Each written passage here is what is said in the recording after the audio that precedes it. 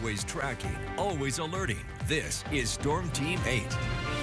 Welcome back. It's now 5:22 on this Saturday morning, and we're set to have a pretty pleasant Valentine's weekend. It looks like high temperatures will be able to inch just past 40 degrees both today and tomorrow. That's also going to be coupled with a fair amount of sunshine. We'll continue on with the warming trend through Wednesday of next week, as it looks like highs will close in on 50 degrees, after which time it should become cooler and more active during the second half of the week.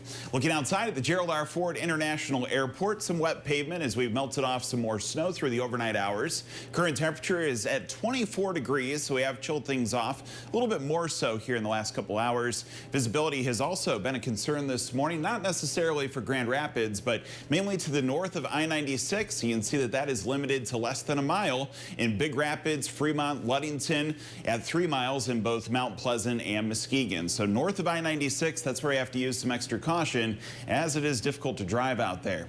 Taking a look at our winds, those are currently sustained under 5 miles per hour, so it could take a little bit of time for that fog to mix away.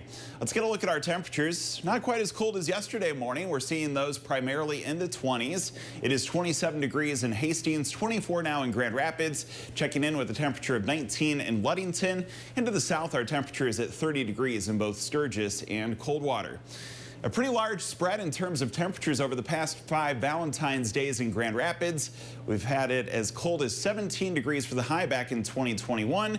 It's been able to be as warm as 54 degrees in 2023.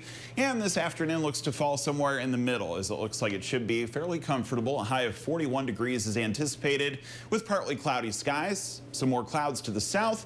More clearing as you head north of I-96 today. Let's get a peek at Storm Track Live. It shows that a system is continuing to spiral its way through Oklahoma and Texas. That's igniting some showers as you travel toward Kansas City and into Missouri. It looks like that system is going to continue to drift to the east, and as it does so, that'll blow in some upper-level clouds, especially south of I-96, into this afternoon. We should expect to see more widespread sunshine as we get into Sunday, and temperatures will respond to that, moving up a little bit, and will continue to stay quiet into President's Day Monday. In fact, it's not until Wednesday of next week that we have an opportunity at seeing some rain come back. That could mix with some snow late in the day, as you can see the temperatures fall to the freezing point. And we will expect to see some cooler conditions for next weekend, more seasonable with highs in the mid-30s. David? All right, thanks so much.